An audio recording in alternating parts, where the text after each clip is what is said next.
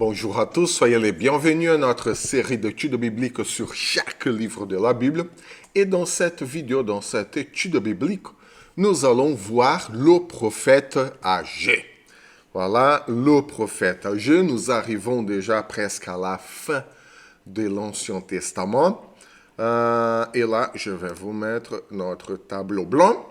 Et nous allons commencer cette étude du prophète Agé par son contexte historique. Et voilà, le prophète Agé, il a vécu, il a exercé son ministère vers 520 avant Jésus-Christ, c'est-à-dire la période post-exilique. Cela veut dire que le roi perse, c'est-à-dire la Babylone, elle était déjà anéantie. C'était l'empire perse qui dominait le monde d'alors. Et c'était le roi Cyrus le Grand, l'empereur perse, qui a permis aux exilés juifs de retourner en Juda.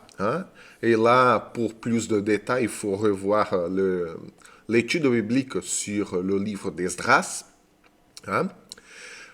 Donc, le roi perse Cyrus, a permis aux exilés juifs de revenir à Jérusalem.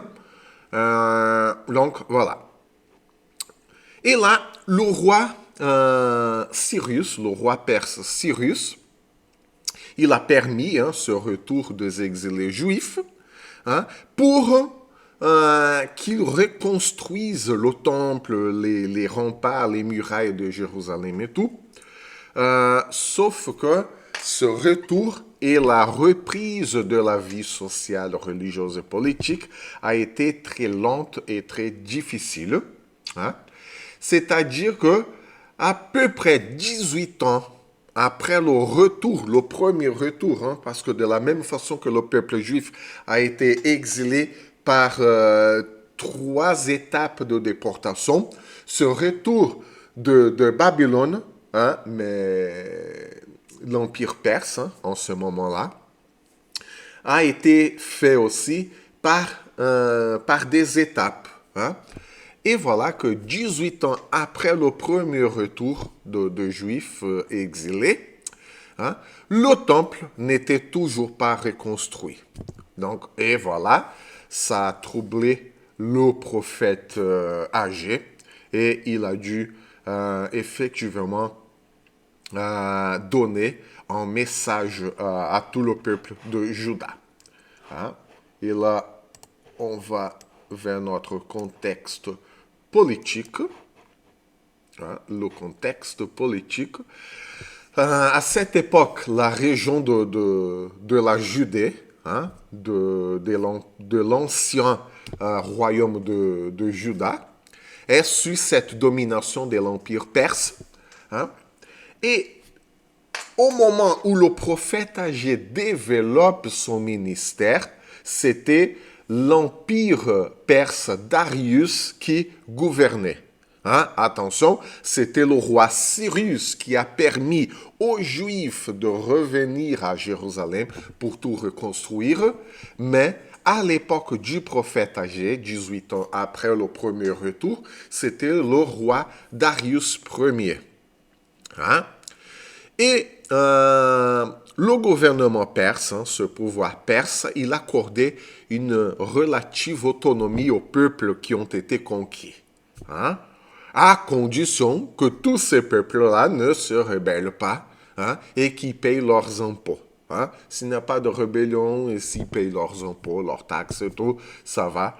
Vous pouvez faire ce que vous voulez. C'est pour ça que l'Empire perse a permis le retour des Juifs pour la reconstruction du temple des murailles. C'était la politique perse. Donc, en ce qui concerne le gouvernement juif en Juda, parce que même s'ils étaient de retour, il fallait quelqu'un du peuple juif pour gouverner. Et à cette époque-là, c'était Zorobabel. Zorobabel était un descendant du roi David.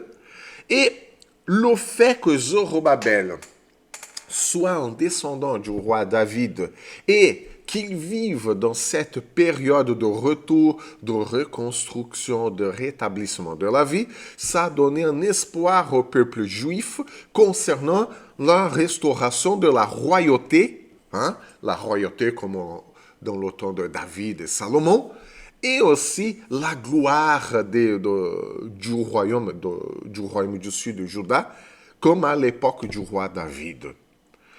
Sauf que Zorobabel n'était pas un roi. Rappelons-nous qu'après après l'exil babylonien, Juda n'a plus jamais eu de roi. C'était des gouverneurs et des gouverneurs autorisés par les empires qui gouvernaient à l'époque. C'est-à-dire que Zorobabel était le gouverneur de Juda, mais il était quand même autorisé par l'Empire perse, désigné même par l'Empire perse à être le gouverneur. C'est-à-dire que les Juifs n'avaient plus de roi. Mais Zorobabel a développé un rôle très important en ce moment-là. Et concernant la vie religieuse, la structure religieuse, c'était le prêtre Josué qui accompagne Zorobabel dans ce processus de reconstruction, de rétablissement.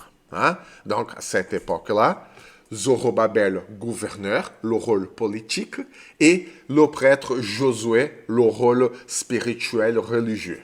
Et tous les deux développaient cette fonction de leader pour ce moment de reconstruction de Juda. Et il y avait aussi un contexte social. On va voir le contexte social. Les Juifs traversent une période de désillusion et frustration. Pourquoi? Parce que le rétablissement de la vie était plus lent que prévu. Alors, retour de l'exil, les Juifs, tout le monde, espérait une restauration rapide et même glorieuse de Jérusalem, triomphale de Jérusalem. Et du temple, des murailles, remparts, la vie. Sauf que la réalité, elle était bien plus complexe. La ville, toujours en ruine. Les ressources pour reconstruire la vie comme elle était, toutes ces ressources-là étaient très très limitées. Et les peuples environnants, comme les Samaritains au nord, non seulement les Samaritains, mais tous les peuples qui habitaient autour de Juda, de Jérusalem, se montrent vraiment hostiles à la reconstruction. Rappelons-nous du livre d'Esdras. Il y a eu une opposition. Donc, au lieu de concentrer leurs efforts sur la reconstruction du temple, des murailles et tout, les habitants, ceux qui étaient de retour, ils se tournent vers la reconstruction de leur propre maison, de leur propre vie individuelle. C'est-à-dire qu'au lieu de penser dans la communauté, au lieu de penser communautairement, collectivement, le peuple va penser de façon individuelle. Chacun s'occupait de sa propre maison, de son petit coin et de sa propre vie, au lieu de penser à la communauté, à la reconstruction totale. Voilà le contexte social. Penser d'abord à son bien-être matériel plutôt qu'au bien-être spirituel, social de tout le pays. Donc voilà un peu le problème. Et cette négligence spirituelle communautaire, c'est l'un des thèmes principaux du message du prophète Ageu. Comment vous pouvez penser d'abord à vous-même individuellement plutôt que penser dans la communauté.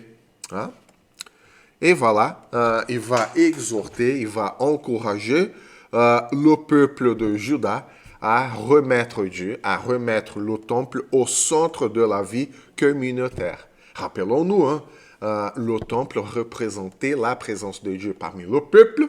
Donc, si le peuple ne s'occupe pas de ce qui représente la présence de Dieu parmi eux, c'est-à-dire qu'ils ne donnent pas d'importance à la présence de Dieu en ces moments-là de reconstruction.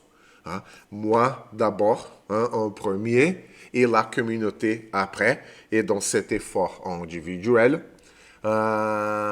ceux qui ont plus de ressources matérielles et tout, ils vont réussir d'abord au détriment des plus pauvres, des plus démunis. Donc voilà l'effet de penser individuellement d'abord que communautairement. Voilà les effets. Et le message central du prophète Agé va tourner justement autour de cette nécessité de reconstruire le temple de Dieu. Parce que si le peuple, il est préoccupé de reconstruire, de rebâtir le temple de Dieu, d'abord, cela veut dire qu'il montre l'importance de la présence de Dieu parmi le peuple. Hein? Et donc le prophète Agé va souligner que toutes ces difficultés que le peuple rencontre, hein, ressources limitées, les sécheresses, la mauvaise récolte, sont une conséquence du manque de priorité pour les choses de Dieu. Hein? Il vous manque tout un tas de choses, c'est parce que vous ne donnez pas trop d'importance à la présence de Dieu parmi vous. Et pourquoi? Parce que vous ne voulez pas reconstruire le temple, les murailles, tout ce qui symbolise la présence de Dieu parmi vous. Donc voilà, vous récoltez les résultats. Hein? Et le prophète Agé va insister justement sur le fait que la bénédiction de Dieu ne reviendra sur le peuple que lorsqu'ils rétabliront leur culte. Hein? Et le culte se passe où? Dans le temple. Le culte se passe au temple de Dieu. Hein? Tout le peuple réuni devant la présence de Dieu. Hein? Et donc, voilà un peu le message du prophète Agé, hein, le résumé du message. Et ce message nous renvoie à la structure du texte du prophète Agé. Hein. Voilà, je vais vous mettre un peu plus là. OK.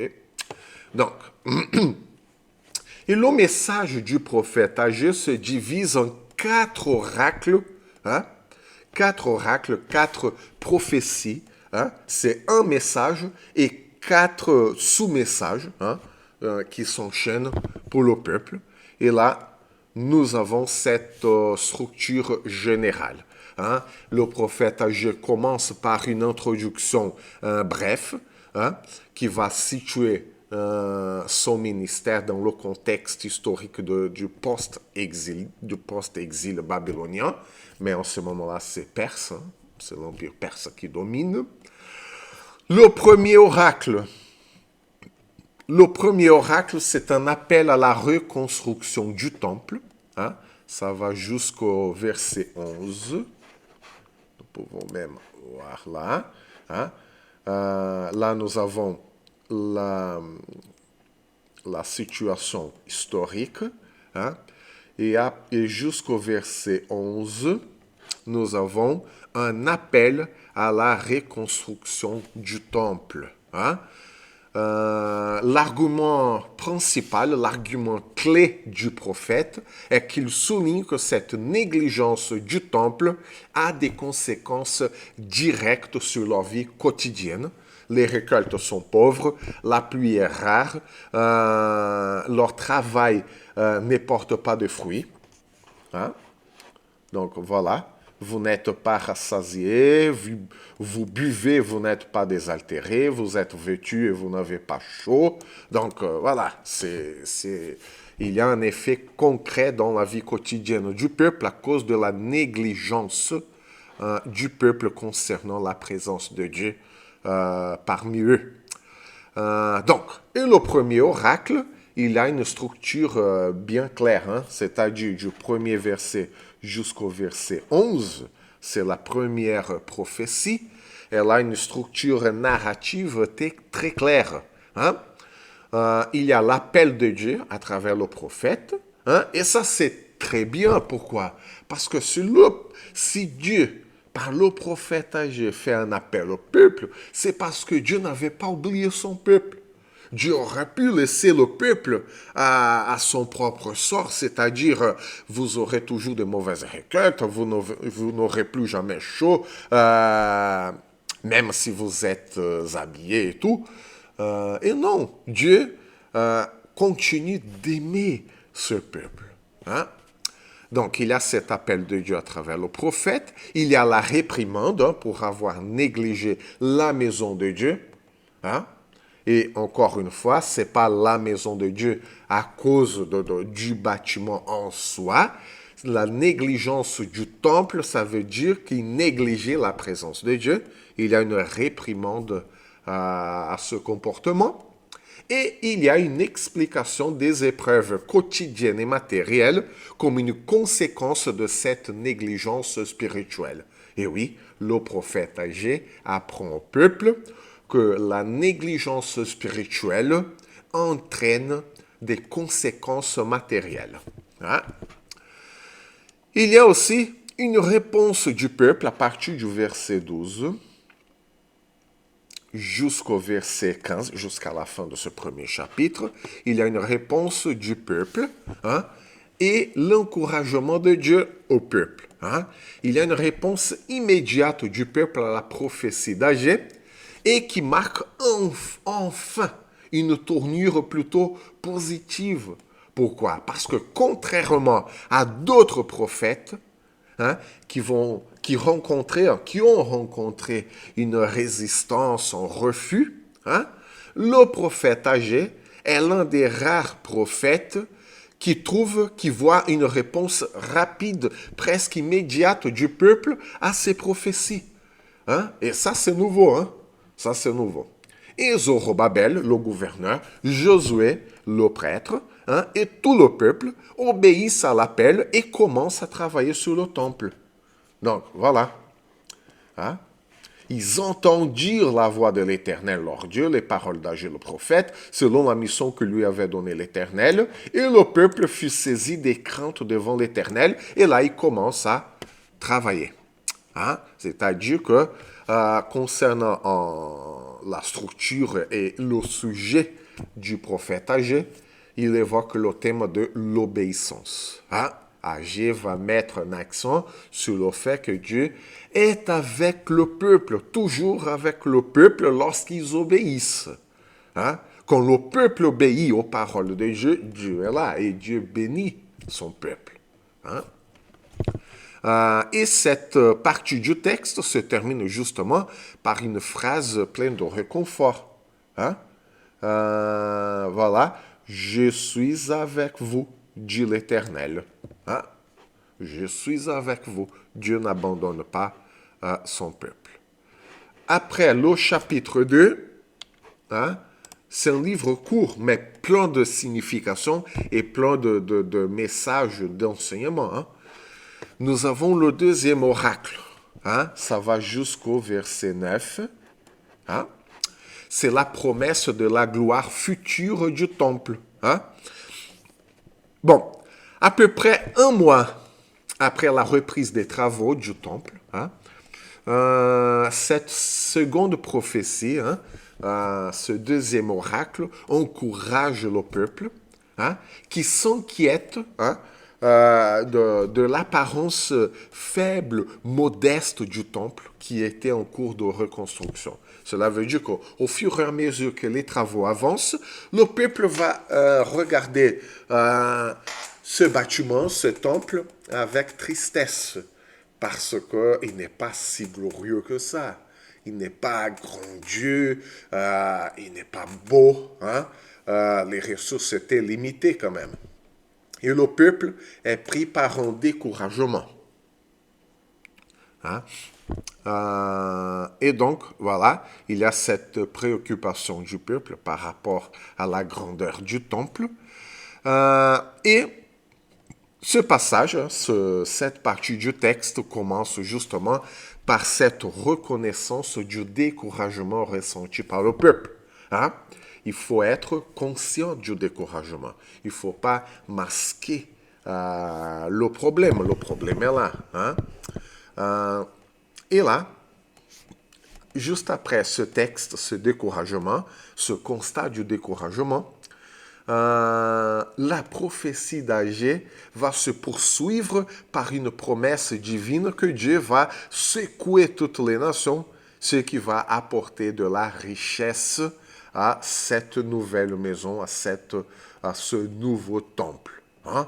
Fortifie-toi, Josué, fils de Jotsadak, souverain sacrificateur, car je suis avec vous, dit l'Éternel. Je reste fidèle à l'alliance que j'ai faite avec vous quand vous sortîtes d'Égypte, et mon esprit est au milieu de vous, ne craignez pas. Encore un peu de temps, et j'ébranlerai les cieux et la terre, la mer et l'eau sec. J'ébranlerai toutes les nations. Les trésors de toutes les nations viendront. Voilà la promesse de Dieu. Et la gloire de cette dernière maison sera plus grande que celle de la première. Donc voilà, en thème de la gloire future, hein, Agé ne se contente pas d'encourager les ouvriers, mais il encourage également leur attention vers un avenir eschatologique, hein, ce qui donnera aussi de la matière pour la venue du Christ. Rappelons-nous que c'est le Christ qui représente la plénitude de Dieu au milieu de son peuple. C'est le Christ qui a dit dans le Nouveau Testament qu'il allait détruire ce temple, qui n'était pas le même temple du prophète Agé. C'était déjà une autre reconstruction portée par le roi Hérode. Hein? Donc c'était déjà un troisième temple à l'époque de Jésus, et Jésus dit qu'il allait détruire ce temple-là pour le rebâtir en 3 jours. Donc Jésus parlait de sa propre résurrection et de lui-même en tant que temple de Dieu, en tant que symbole présence de Dieu parmi le peuple. Ok? Donc voilà aussi ce regard vers l'avenir, hein, et Agé qui nous projette aussi vers ce regard vers l'avenir. Il y a aussi un troisième oracle qui commence à partir du verset 10. Hein? Et ce passage, il est construit autour d'un dialogue théologique, hein, où Agé va interroger les prêtres sur la transmission de l'impureté. Rappelons-nous, hein, cette nouvelle génération issue de l'exil babylonien, ils étaient vraiment centrés sur l'obéissance à la loi de Dieu. Et dans la loi de Dieu, il est question de la pureté rituelle. Pourquoi? Parce que toute notre vie, c'est en culte au Seigneur. Ce n'est pas le moment même du culte, ça en fait partie bien évidemment, mais toute notre vie est en culte au Seigneur. Et donc, le prophète Agé va interroger les prêtres sur la transmission de l'impureté. Hein? C'est une sorte de question-réponse. Hein? Et ça est devenu commun dans la littérature prophétique. Et le prophète Agé visait une leçon morale et spirituelle aussi. Tant que le temple et le culte de Dieu sont négligés, le peuple restera spirituellement impur. Et pourquoi? Parce qu'ils ne font pas attention à la présence de Dieu parmi eux. Hein? Donc, ils ne feront pas attention à la présence de Dieu parmi eux. Ils sont impurs parce que la présence de Dieu purifie son peuple. Si ils ne font pas attention à la présence de Dieu, ils négligent la présence de Dieu, ils restent toujours impurs. Hein?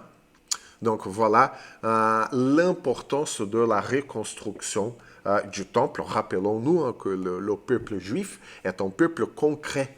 Ils ne font pas l'abstraction des choses comme nous aujourd'hui. Dieu est là et pourtant on ne voit rien.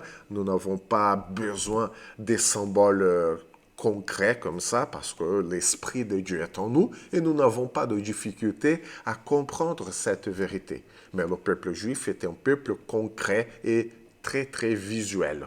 Hein? Donc voilà pourquoi, tant que le temple n'est pas rebâti, le peuple restera impur. Et il y a aussi la promesse de bénédiction, hein, qui vient comme une sorte de contraste, une opposition avec la malédiction précédente. Hein? Donc, il y a une bénédiction qui va venir. Hein? Ce sont des conditions pour la bénédiction.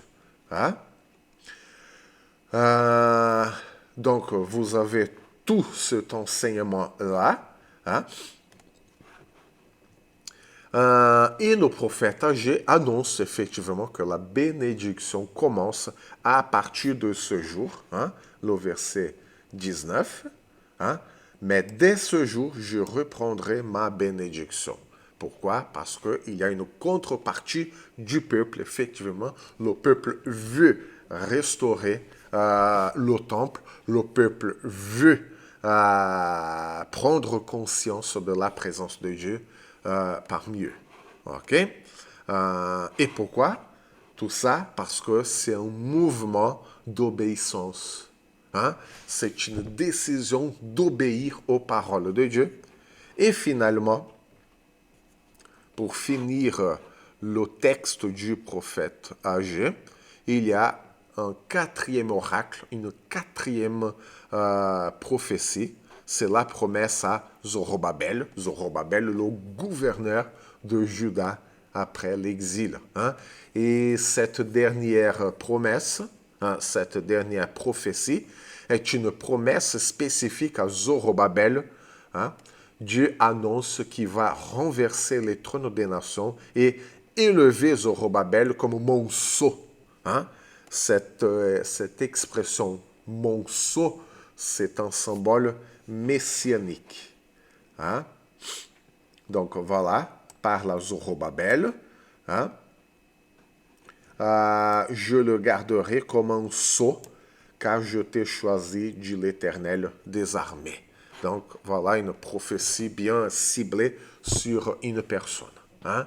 Ce qui donne l'espérance eschatologique, même messianique, parce que Zorobabel, à cette époque-là, il a été considéré un messie de Dieu. Hein? Un messie dans le sens d'être oint par Dieu, hein, pour servir le peuple dans une circonstance très spécifique, très particulière. OK? Donc voilà à peu près tous les sujets, la structure du texte. Et maintenant, nous avons les sujets théologiques. Hein? Quels sont les sujets théologiques auxquels Agé fait référence? Hein? Et le premier, nous pouvons dire, c'est la priorité du culte, la centralité du temple. Au lieu de penser individuellement, il faut penser communautairement. Au lieu de penser à son bien-être propre individuel, il faut penser d'abord comment je montre mon désir que Dieu règne, vienne dans notre vie. Je vais reconstruire le temple. Pourquoi? On va reconstruire le temple parce que le temple représente la présence de Dieu parmi le peuple. Hein? Il y a une théologie du temple. Hein? Il y a une théologie du culte. Quel est le culte? Hein? Toute notre vie est un culte au Seigneur, en fait. Hein? C'est pour ça que le prophète Agé parle de l'impureté. Tant que le temple n'est pas reconstruit, le peuple reste impur. Parce que toute notre vie est un culte. Pas juste au moment du culte religieux, le service religieux, mais toute la vie. OK? Il y a aussi un sujet théologique de l'obéissance, le culte et l'obéissance. Hein? Il y a une sorte de cause et conséquence là. Hein? Pourquoi? Parce que le prophète Agé souligne que les difficultés économiques, sociales, climatiques sont directement liées au manque de priorité accordée au temple. Hein? Si j'accorde pas de priorité au temple, cela veut dire que j'accorde pas de priorité à Dieu. Aujourd'hui, bien évidemment, ça n'a pas changé dans le sens que il faut accorder la priorité dans notre vie au Seigneur. Hein? Ça ne se manifeste pas forcément par le soin à un temple, à un bâtiment. Hein? Bien sûr, il faut prendre soin du bâtiment. Hein? Mais la la leçon théologique pour nous aujourd'hui, c'est pas ça. Hein? La leçon qui reste, hein, parce qu'il y a des églises quand même qui louent en local et la maintenance des locaux de certaines églises n'est pas faite par l'église elle-même. Il y a des églises qui se réunissent dans les cinémas, par exemple, par manque d'un local propre. Et là, vous voyez, c'est pas l'église qui va maintenir les locaux. Hein? C'est le propriétaire. Hein? Du coup, la leçon, hein, le principe éternel, c'est pas prendre soin des locaux d'un bâtiment, c'est combien nous nous soucions de la présence de Dieu parmi nous. Bien évidemment, les églises qui ont leurs propres locaux, il faut les entretenir. Hein? Il faut prendre soin, comme nous prenons soin de notre maison, de la voiture, de nos affaires et tout. Hein? Mais le principe est combien nous sommes concernés par la présence de Dieu dans notre vie quotidienne. Hein? Est-ce que nous nous concentrons plus sur nous-mêmes, nos affaires personnelles, hein, au détriment de l'abandon complet de notre relation avec Dieu? C'est ce que le peuple faisait. Et heureusement, ils ont écouté le message du prophète Agé. Hein? Donc, c'est-à-dire qu'à partir du moment où le peuple allait prendre soin du temple de Dieu, hein, en se souciant de la présence de Dieu parmi le peuple, Dieu allait répondre aux besoins matériels du peuple. Ok? Il y a aussi la question du leadership de Zorobabel et de la théologie messianique. Hein?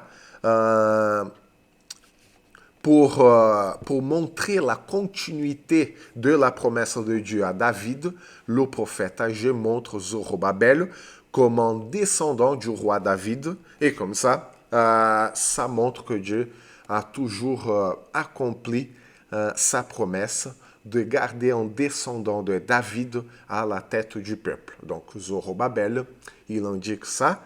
Mais en parlant de la situation spécifique en ce moment-là de l'histoire du peuple. Mais ça va au-delà même de Zorobabel, parce que le prophète Agé, il va pointer vers un avenir eschatologique, un avenir messianique, hein, lorsque il est sous-entendu quand même que Dieu va toujours donner un Messie, hein, un oint du Seigneur pour guider le peuple. Et cette promesse, cette prophétie s'accomplit entièrement en Jésus, parce que Jésus, il est montré comme un descendant de David dans le Nouveau Testament. Il est décrit comme l'oint de Dieu qui va guider le peuple de Dieu. Hein? Le Messie. En plus, Jésus représente aussi le temple de Dieu, hein, qui a été bâti au milieu du peuple. Hein? Donc Jésus représente la présence de Dieu. Hein? C'est Jean qui dit, en lui nous avons vu toute la gloire du Père. Et l'apôtre Paul qui dira aux Colossiens, qu'en Christ habite la plénitude de la divinité de Dieu, hein? Parce que Christ est Dieu lui-même. Et voilà qu'en ce moment-là, dans la période post-exilique, dans la période perse, le prophète Agé, il continue aussi de montrer la descendance davidique et cette promesse de Dieu, de son Messie qui guidera ou qui guiderait son peuple, hein, jusqu'à la fin des temps. Et il y a aussi la gloire future du temple, hein. Il dit que la promesse, hein, la gloire future du temple va surpasser celle de Salomon. Hein. Et là, il nous montre déjà un avenir eschatologique. Hein. C'est une annonce prophétique d'un accomplissement dans l'avenir, un accomplissement futur, au-delà du simple édifice physique. Il faut aller au-delà des symboles. il faut, pour bien interpréter les prophéties, la parole de Dieu, il faut regarder au-delà des symboles physiques et observables. Hein? Il faut regarder la théologie dans son ensemble. Hein? Et le prophète Agé parle justement de cette gloire en pointant vers le Messie. Et en Jésus, la théologie du temple et la théologie messianique s'unissent. Hein? Et Jésus accomplit toutes ces prophéties. Hein? Et c'est vraiment la gloire future du temple. C'est Jésus lui-même. Et Agé, en parlant de ça, il montre Dieu comme le souverain des nations. Hein? Il fait référence à une action divine qui va secouer toutes les nations. Hein? Parce que Jésus va attirer tout le peuple vers lui. Hein? Et c'est le prophète Agé en ce moment de reconstruction, hein, du rebâtir de la vie, de l'économie, la politique, la religion de Juda, que le prophète Agé en fera référence. Hein? Donc, voilà la souveraineté de Dieu sur toutes les nations, sur tous les royaumes du monde, même si c'était l'Empire perse, juste après l'Empire grec, juste après l'Empire romain. C'est Dieu qui domine les nations, c'est Dieu qui gouverne le monde de l'histoire. Il y a aussi la théologie de la pureté et la bénédiction. Hein? Et l'idée ici est que l'impureté peut se propager plus facilement que la sainteté. Hein? Et cela demande une purification spirituelle et un engagement total envers Dieu. Hein? Tant que le temple n'est pas rebâti, le peuple restera impur. Okay? Et donc, la bénédiction, de ce point de vue, n'est pas seulement liée à la reconstruction physique du temple, hein, mais aussi à la purification spirituelle du peuple. Hein? Encore une fois, il faut aller au-delà des choses observables. Okay? Donc, il s'agit aussi de la pureté spirituelle. Parce que si le temple n'est pas rebâti, cela veut dire que le peuple ne donne pas l'importance à la présence de Dieu parmi eux. Donc voilà la théologie de la pureté. Hein? Et aussi la restauration spirituelle. Hein? La bénédiction quotidienne, elle dépend d'un engagement spirituel et sincère, hein, lors de la restauration du culte. Pas du culte, le moment cultuel, mais du culte dans la vie. La vie comme un culte au Seigneur. Hein? Toute notre vie est en culte au Seigneur. Voilà la priorité de Dieu sur tous les aspects de notre vie. Et c'est le prophète Agé qui développe davantage ce sujet très important. Hein?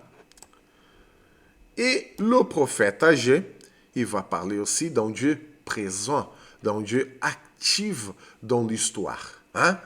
On appelle ça, un beau terme, hein, la théologie de l'immanence. L'immanence, ça veut dire Dieu présent au milieu de son peuple, Dieu présent sur cette terre. Hein? Rappelons-nous que la Bible parle d'un Dieu présent, un Dieu depuis la Genèse, hein, un Dieu qui a façonné le monde, qui a touché la terre pour créer l'humanité. Donc la Bible parle vraiment d'un Dieu qui est toujours présent. Et le prophète Agé va renforcer cette théologie, cette présence de Dieu. Hein? Cette présence de Dieu se manifeste notamment dans sa relation avec le peuple. Hein? Et sa relation avec le peuple, la relation de Dieu avec le peuple, elle est manifestée par des choses concrètes à l'époque.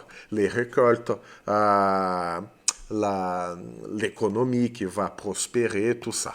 Hein? Donc, c'était comme ça, cette époque-là, la manifestation de la présence de Dieu, cette relation intime et personnelle de Dieu avec son peuple. OK? Donc, cette relation montre que Dieu n'est pas seulement le créateur, mais il est aussi un Dieu présent. Il veut établir une relation d'amour avec son peuple. Dieu n'est pas un Dieu distant, un Dieu éloigné, un Dieu purement dans le cadre religieux. C'est pour ça que toute la vie du peuple est en culte au Seigneur. Parce que Dieu, il est présent dans chaque aspect du peuple.